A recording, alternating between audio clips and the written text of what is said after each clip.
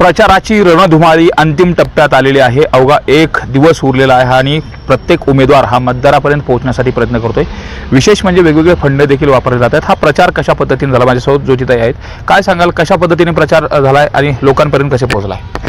ग्रामीण भाग आणि शहरी भागामध्ये आम्ही आजपर्यंत साहेबांनी केलेली विकास कामं, साहेबांनी दूरदृष्टीने राबवलेल्या अनेक योजना आणि आमच्याकडे असणारं पुढचं विकासाचं व्हिजन या गोष्टी घेऊन गेलेलो आहोत आणि सुदैवाने मतदारांनी भरभरून प्रतिसाद दिलेला आहे। आणि या प्रतिसादावरनं मला लक्षात आलेलं आहे की साहेबांना जाऊन 2 वर्ष जरी झालेलं असलं तरी समाजाच्या मनात साहेब आजही कायम आहेत। मात्र दुसरा एक फॅक्टर समोर येतोय की मराठा समन्वयक असलेल्यांनी अपक्ष उमेदवार असल्या आणि जगताप यांना पाठिंबा दिल्याचं सांगितलं जातं आणि सांगावा आला आहे, अशा पद्धतीचा कांगावा केला जातो। नेमकं काय याच्या बाबतीमध्ये मी एक म्हणेन की हे मराठा समन्वयक ज्यांचे समन्वयक म्हणवतात तर त्यांनी ते आधी स्पष्ट केलं पाहिजे की हा अधिकार त्यांना कुणी दिलेला आहे आणि सांगावा आला आहे असं जे आपण म्हणताय तर सांगावा मग तो नेमका कुणाचा आलेला आहे। कारण मनोजदादांनी कालपर्यंत कुठेही असं स्टेटमेंट केलेलं नाही की त्यांनी कोणत्या अपक्ष उमेदवाराला पाठिंबा दिलेला आहे।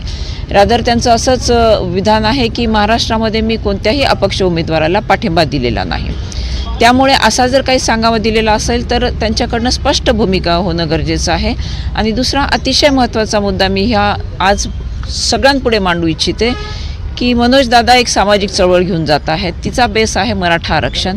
मेटे साहेबांनी देखील मराठा आरक्षणाच्या मुद्द्यावरती हयात विधिमंडळात आणि रस्त्यावरची लढाई लढलेली आहे आणि केवळ मराठा आरक्षण नाही तर संपूर्ण सामाजिक प्रश्नांवरती ते अग्रेसर राहिलेले आहेत आणि त्यांचं कर्तृत्व फक्त बीड जिल्ह्यापुरतं मर्यादित नाही, अवघ्या महाराष्ट्रामध्ये आहे आणि महाराष्ट्राने ते सगळं अनुभवलेलं पण आहे।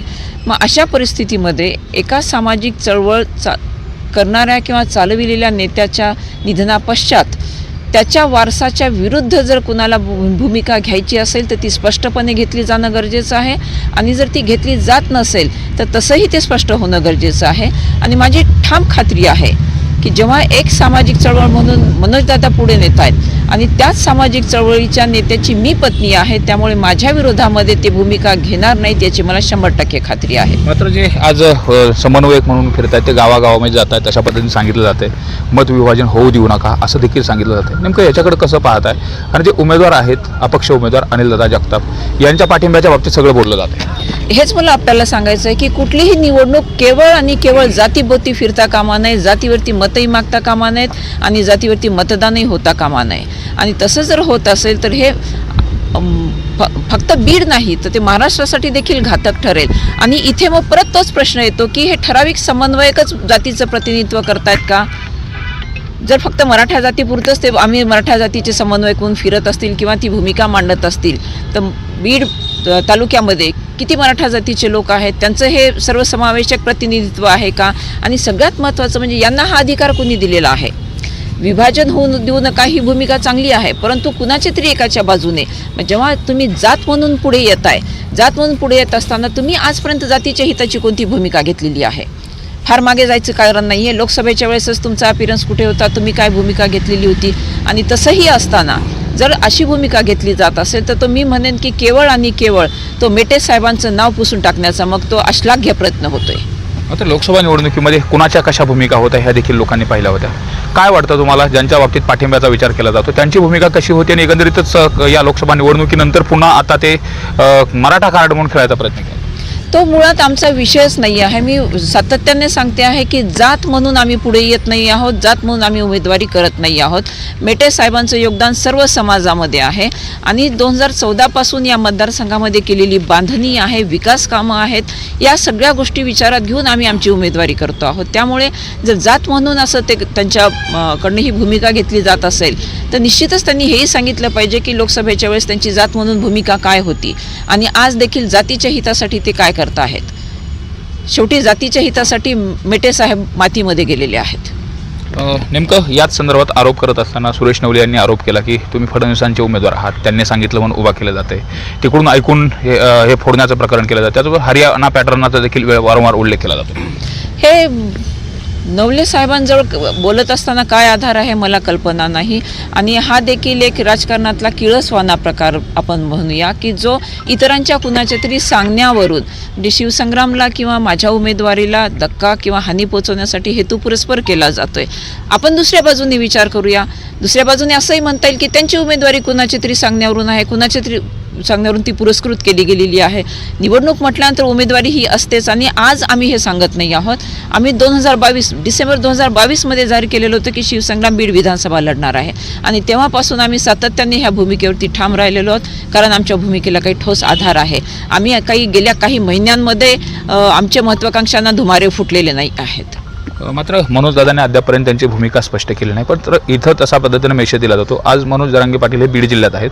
काय त्यांच्याकडून अपेक्षा असेल आणि हे जे कन्फ्युजनचं वातावरण आहे, संभ्रमाचं वातावरण आहे, कसं दूर केलं पाहिजे आणि यात क्लॅरिटी कशी आली पाहिजे? आमची एकच विनंती आहे की मनोज दादांनी यामध्ये ठोस भूमिका घेतली पाहिजे. त्यांनी आजपर्यंत हे कुठेही सांगितलेलं नाही की मी महाराष्ट्रभरामध्ये अपक्ष उमेदवाराला पाठिंबा दिलेला आहे. जर दिलेला नसेल तर मग महाराष्ट्राच्या ऐवजी बीडचा अपवाद का? अख्खा महाराष्ट्र बघतोय तुमच्याकडे. मग बीडचा जर आपण अपवाद करणार असाल तर बीडचा अपवाद करत असताना इथे देखील एक ठोस भूमिका घेऊन आणि ती तार्किक मुद्द्यांच्या आधारे पुढे जाहीर झाली पाहिजे. समाजाला वेठीस धरणं, सामाजिकदृष्ट्या प्रतिष्ठा निर्माण करणं या मतदारसंघामध्ये आणि कुठंतरी मराठा समाज विरुद्ध ओबीसी समाज अशा पद्धतीचं कुठं राजकारण, ओबीसी हा वादच मुळात समाजविघातक आहे आणि तसं कुठेही नाही. हे मला माझ्या दौऱ्याच्या दरम्यान मी अनुभवले.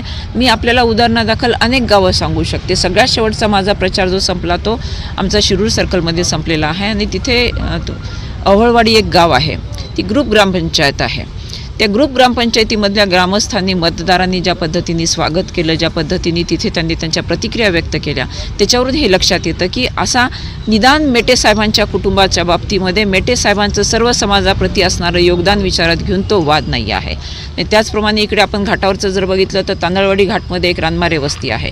तिथे देखील धनगर समाजाच्या वतीने जे स्वागत झालं, ज्या प्रतिक्रिया अनुभवण्यास आल्या, तेही पाहता आपल्या लक्षात येतं की इथे हा असा वाद नाही. हा वाद काही जणांनी आपल्या राजकीय स्वार्थासाठी निर्माण केलेला आहे आणि त्याचे दूरगामी परिणाम ह्या दोन्ही समाजावर होणार आहेत, जे उगवत्या पिढीला अतिशय घातक ठरणार आहेत. प्रचार आता अंतिम टप्प्यात आहे. अवघा उद्याचाच एक दिवस उरलेला आहे. विजयाचं समीकरण आणि गणित कशा पद्धतीने जुळवलं गेले आणि 23 तारखेला दिवस कसा असेल नेमकं कशा पद्धतीने? आम्ही अत्यंत आशावादी आहोत आणि कोणतीही निवडणूक ही जिंकण्यासाठी लढायची असते. आणि ज्या दिवशी आम्ही नामनिर्देशन पत्र दाखल केलेलं आहे त्या दिवसापासून आम्ही हे ठरवलेलं आहे की आम्ही ही निवडणूक केवळ आणि केवळ जिंकण्यासाठी लढवतोय. साहेबाचं स्वप्न पूर्ण होईल असं वाटतंय? 100% होईल. आणि त्यामागचं कारण असं आहे की साहेबांप्रती लोकांचं असलेलं प्रेम, अनेक वर्षांचं साहेबांचं काम आणि ताईंनी 2 वर्षामध्ये त्या कामाला पुढं नेण्याचा जो प्रयत्न केलेला आहे आणि तो बऱ्याच अंशी यशस्वी झालेला आहे. लोकांच्या जनसामान्याच्या मनामध्ये एक चांगली प्रतिमा तयार झालेली, त्या प्रतिमेच्या आधारावरच आम्ही निवडणूक जिंकणार आहेत. संभ्रम मराठा समाजातला दूर झाला पाहिजे का आणि तो कशा पद्धतीने झाला पाहिजे? मराठा समाजामध्ये कुठेही संभ्रम नाही. गेले अनेक वर्षे मराठा समाजासाठी काम करणारे लोकनेते स्वर्गीय विनायकरावजी मेटे साहेब यांचं अंतही समाजासाठी झालेला आहे. आणि आज गावखेड्यामध्ये फिरत असताना साहेबाला श्रद्धांजली म्हणून प्रत्येक मराठा समाजातील माणूस, मराठा समाजातीलच नव्हे पूर्ण समाज पूर्ण ताकदीनिशी ताईच्या पाठीशी आहे. कशा पद्धतीने तयारी झाली आणि 23 तारखेचा गुलाल कसा असेल? गेली 8 ते 10 दिवसापासून आम्ही ताईच्या मार्गदर्शनाखाली ताईच्या सोबत आम्ही गावखेड्यामध्ये फिरतोय. प्रत्येक मतदारापर्यंत आम्ही पोहोचलोय आणि प्रत्येक घराघरापर्यंत आमचा प्रचार आता पूर्ण झाला आहे. आता प्रचाराच्या अंतिम टप्प्यामध्ये आहोत आम्ही आणि आम्हाला खात्री आहे की नक्कीच बीड विधानसभा मतदारसंघामध्ये ताईच्या नावानं गुलाल लागेल. मनोज दादा आज बीड जिल्ह्यात येतात, काय अपेक्षा त्यांच्याकडनं आणि कशा पद्धतीनं त्यांना तुम्ही साकडं घालला? मनोज दादा बीड जिल्ह्यामध्ये आहेत. निवडणुकीचा काळ आहे, 2 दिवसानंतर मतदान आहे.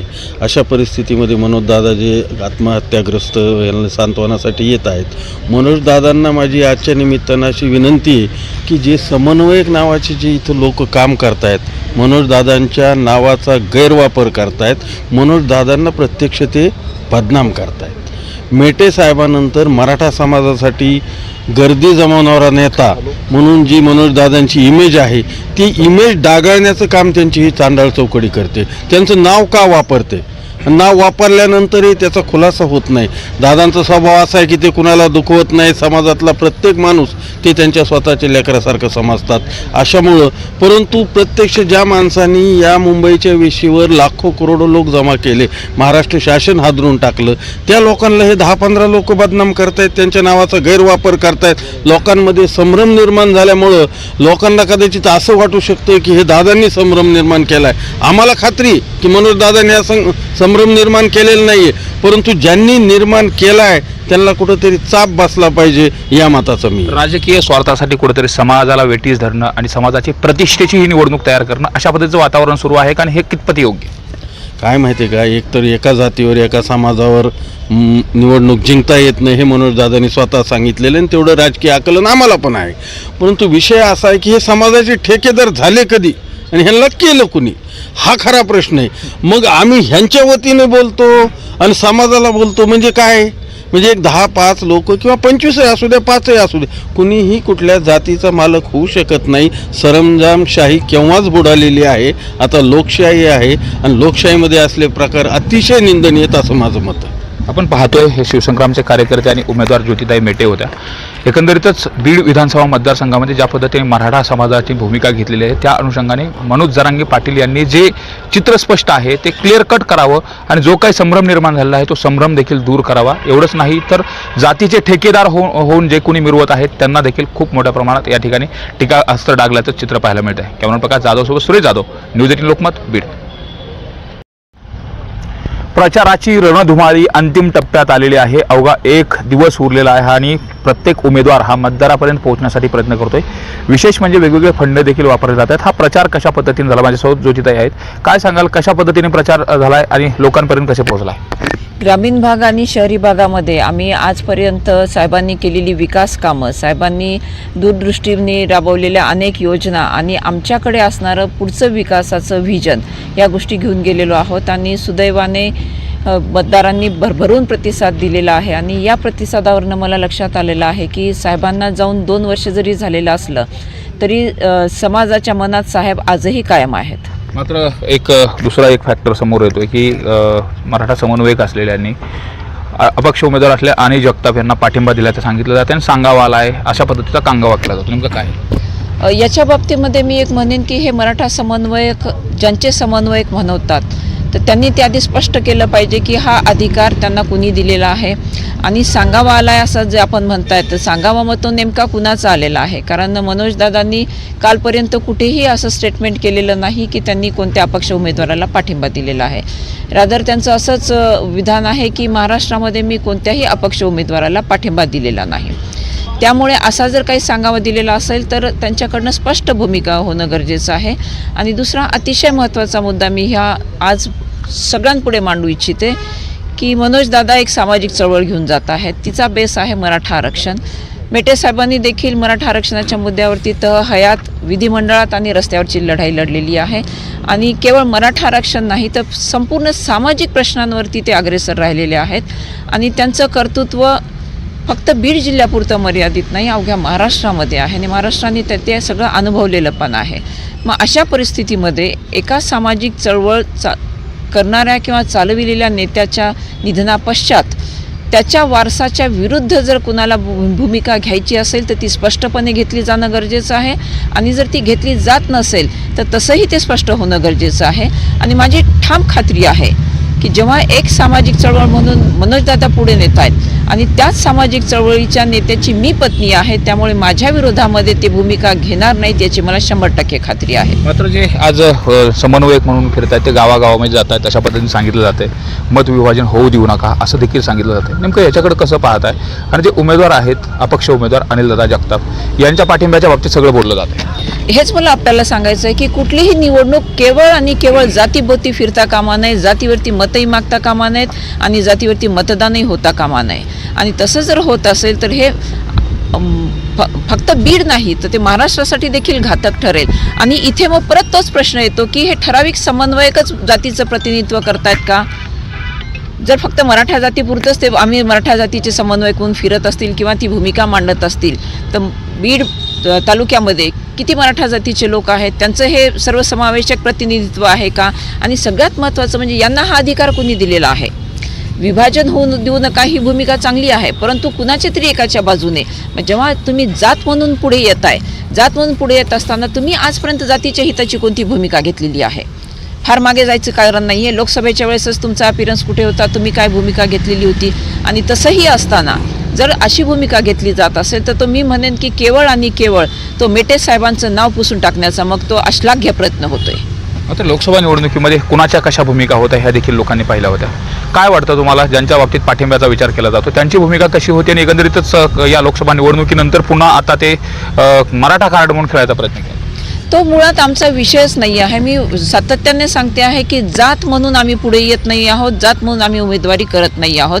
मेटे साहेबांचं योगदान सर्व समाजामध्ये आहे आणि 2014 पासून या मतदारसंघामध्ये केलेली बांधणी आहे, विकास कामं आहेत, या सगळ्या गोष्टी विचारात घेऊन आम्ही आमची उमेदवारी करतो आहोत. त्यामुळे जर जात म्हणून असं ते त्यांच्याकडनं ही भूमिका घेतली जात असेल तर निश्चितच त्यांनी हेही सांगितलं पाहिजे की लोकसभेच्या वेळेस त्यांची जात म्हणून भूमिका काय होती आणि आज देखील जातीच्या हितासाठी ते काय करत आहेत.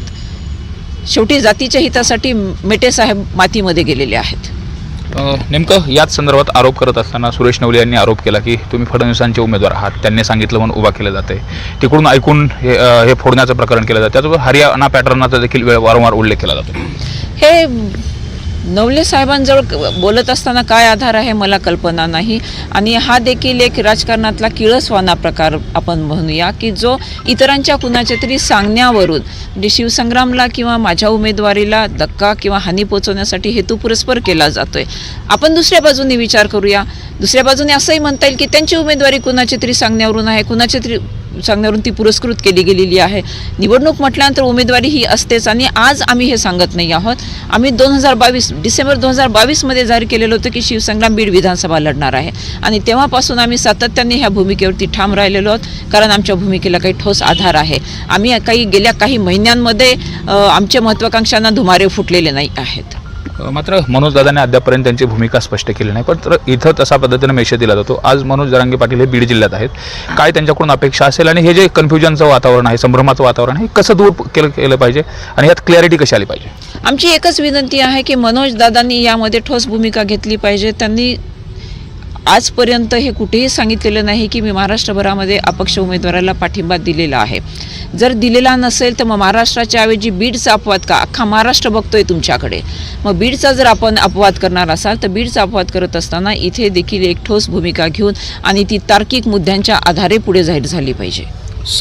समाजाला वेठीस धरणं, सामाजिकदृष्ट्या प्रतिष्ठा निर्माण करणं या मतदारसंघामध्ये आणि कुठंतरी मराठा समाज विरुद्ध ओबीसी समाज अशा पद्धतीचं कुठं राजकारण, ओबीसी हा वादच मुळात समाजविघातक आहे आणि तसं कुठेही नाही. हे मला माझ्या दौऱ्याच्या दरम्यान मी अनुभवलं आहे. मी आपल्याला उदाहरणादाखल अनेक गावं सांगू शकते. सगळ्यात शेवटचा माझा प्रचार जो संपला तो आमचा शिरूर सर्कलमध्ये संपलेला आहे आणि तिथे अवळवाडी एक गाव आहे, ती ग्रुप ग्रामपंचायत आहे. त्या ग्रुप ग्रामपंचायतीमधल्या ग्रामस्थांनी मतदारांनी ज्या पद्धतीने स्वागत केलं, ज्या पद्धतीने तिथे त्यांनी त्यांच्या प्रतिक्रिया व्यक्त केल्या, त्याच्यावरून हे लक्षात येतं की असा निदान मेटे साहेबांच्या कुटुंबाच्या बाबतीमध्ये मेटे साहेबांचं सर्व समाजाप्रती असणारं योगदान विचारात घेऊन तो वाद नाही आहे. त्याचप्रमाणे इकडे आपण घाटावरचं जर बघितलं तर तांदळवाडी घाटमध्ये एक रानमारे वस्ती आहे. तिथे देखील धनगर समाजाच्या वतीने जे स्वागत झालं, ज्या प्रतिक्रिया अनुभवण्यास आल्या, तेही पाहता आपल्या लक्षात येतं की इथे हा असा वाद नाही. हा वाद काही जणांनी आपल्या राजकीय स्वार्थासाठी निर्माण केलेला आहे आणि त्याचे दूरगामी परिणाम ह्या दोन्ही समाजावर होणार आहेत, जे उगवत्या पिढीला अतिशय घातक ठरणार आहेत. प्रचार आता अंतिम टप्प्यात आहे. अवघा उद्याचाच एक दिवस उरलेला आहे. विजयाचं समीकरण आणि गणित कशा पद्धतीने जुळवलं गेले आणि 23 तारखेला दिवस कसा असेल, नेमकं कशा पद्धतीने? आम्ही अत्यंत आशावादी आहोत आणि कोणतीही निवडणूक ही जिंकण्यासाठी लढायची असते आणि ज्या दिवशी आम्ही नामनिर्देशन पत्र दाखल केलेलं आहे त्या दिवसापासून आम्ही हे ठरवलेलं आहे की आम्ही ही निवडणूक केवळ आणि केवळ जिंकण्यासाठी लढवतोय. साहेबाचं स्वप्न पूर्ण होईल असं वाटतंय? 100% होईल. आणि त्यामागचं कारण असं आहे की साहेबांप्रती लोकांचं असलेलं प्रेम, अनेक वर्षांचं साहेबांचं काम आणि ताईंनी 2 वर्षामध्ये त्या कामाला पुढं नेण्याचा जो प्रयत्न केलेला आहे आणि तो बऱ्याच अंशी यशस्वी झालेला आहे. लोकांच्या जनसामान्याच्या मनामध्ये एक चांगली प्रतिमा तयार झालेली, त्या प्रतिमेच्या आधारावरच आम्ही निवडणूक जिंकणार आहेत. संभ्रम मराठा समाजातला दूर झाला पाहिजे का आणि तो कशा पद्धतीने झाला पाहिजे? मराठा समाजामध्ये कुठेही संभ्रम नाही. गेले अनेक वर्षे मराठा समाजासाठी काम करणारे लोकनेते स्वर्गीय विनायकरावजी मेटे साहेब यांचा अंतही समाजासाठी झालेला आहे. आणि आज गावखेड्यामध्ये फिरत असताना साहेबाला श्रद्धांजली म्हणून प्रत्येक मराठा समाजातील माणूस, मराठा समाजातीलच नव्हे पूर्ण समाज पूर्ण ताकदीनिशी ताईच्या पाठीशी आहे. कशा पद्धतीने तयारी झाली आणि 23 तारखेचा गुलाल कसा असेल? गेली 8 ते 10 दिवसापासून आम्ही ताईच्या मार्गदर्शनाखाली ताईच्यासोबत आम्ही गावखेड्यामध्ये फिरतोय. प्रत्येक मतदारापर्यंत आम्ही पोहोचलोय आणि प्रत्येक घराघरापर्यंत आमचा प्रचार आता पूर्ण झाला आहे. आता प्रचाराच्या अंतिम टप्प्यामध्ये आहोत आम्ही आणि आम्हाला खात्री आहे की नक्कीच बीड विधानसभा मतदारसंघामध्ये ताईच्या नावानं गुलाल लागेल. मनोज दादा आज बीड जिल्ह्यात येतात, काय अपेक्षा आहे त्यांच्याकडनं आणि कशा पद्धतीनं त्यांना तुम्ही साकडं घालला? मनोज दादा बीड जिल्ह्यामध्ये आहेत. निवडणुकीचा काळ आहे, 2 दिवसानंतर मतदान आहे. अशा परिस्थितीमध्ये मनोजदादा जे आत्महत्याग्रस्त यांना सांत्वनासाठी येत आहेत, मनोजदादांना माझी आजच्या निमित्तानं अशी विनंती आहे की जे समन्वयक नावाचे जे इथं लोक काम करतायत, मनोजदादांच्या नावाचा गैरवापर करतायत, मनोजदादांना प्रत्यक्ष ते बदनाम करतायत. मेटे साहेबानंतर मराठा समाजासाठी गर्दी जमवणारा नेता म्हणून जी मनोजदादांची इमेज आहे, ती इमेज डागाळण्याचं काम त्यांची ही चांडाळ चौकडी करते. त्यांचं नाव का वापरते? नाव वापरल्यानंतरही त्याचा खुलासा होत नाही. दादांचा स्वभाव असा आहे की ते कुणाला दुखवत नाही. समाजातला प्रत्येक माणूस ते त्यांच्या स्वतःच्या लेकरासारखं समजतात.